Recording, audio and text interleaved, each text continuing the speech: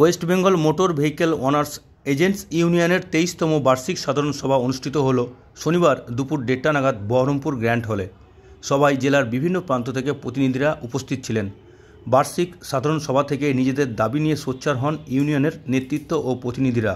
বসার স্থান, agent licence প্রদানের দাবি জানিয়ে ক্ষোভ প্রকাশের পাশাপাশি একাধিক ইস্যু নিয়ে হয় প্রতিবাদ। তুলে ধরা হয় নানান দাবি। সংগঠনের সহ সভাপতি মনোজ ঝা জানান, আজকে আমাদের সংগঠনের বার্ষিক সাধারণ সভা অনুষ্ঠিত হচ্ছে। রাজ্যের সমস্ত জেলা থেকে আমাদের প্রতিনিধিরা এসেছেন। বার্ষিক সাধারণ সভায় একাধিক বিষয়ে আলোচনা করা হয়।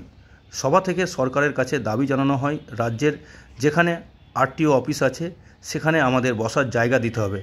আরটিও বোর্ডে আমাদের একজন করে প্রতিনিধি রাখতে হবে ও আমাদের এজেন্সি লাইসেন্স দিতে হবে।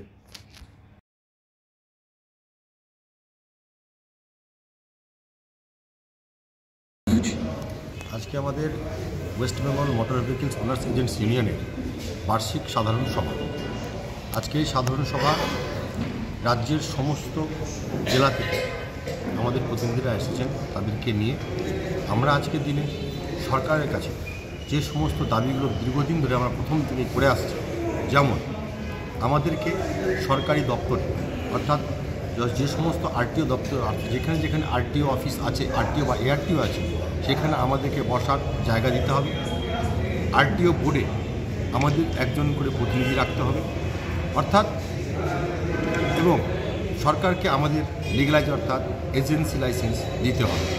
যেহেতু আমরা West Bengal motor vehicles owners agents union অর্থাৎ গাড়ি মালিক প্রতিনিধি হিসেবে কাজ করি, তাই গাড়ি মালিক প্রতিনিধিত্বের পেশার যে সরকার ট্রেড লাইসেন্স অর্থাৎ West Bengal motor vehicles owners agents union 1926 যে একটা আমাদের রেজিস্ট্রেশন দেওয়া আছে, অর্থাৎ আমরা কিন্তু এই পেশাতেই কাজ করব, অন্য কোনো পেশায় নয়। তাই আমাদেরকে স্বীকৃতি দিতে অসুবিধাটা আমাদের সরকারের। তাই আমাদের দাবি, সরকার আমাদেরকে লিগালাইজ করুক, পরিবহন সাথী হিসাবে লিগালাইজ করুক, এটা আমরা দাবি রাখছি। তো আজকে এই সম্মেলনের পর কি কোনো রকম ডেপুটেশন আকারে জমা দেওয়া হবে আপনাদের যে দাবি দেওয়া? আমরা ইতিমধ্যে পরিবহন মন্ত্রীর কাছে চিঠি দিয়েছি।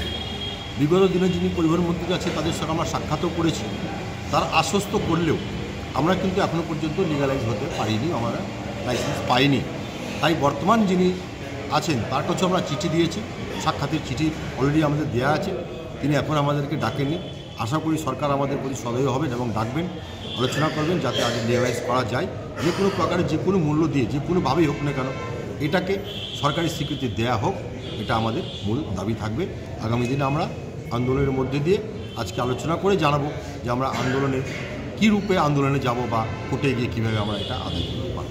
এটা নিয়ে আজকে মূল আমাদের আলোচনা।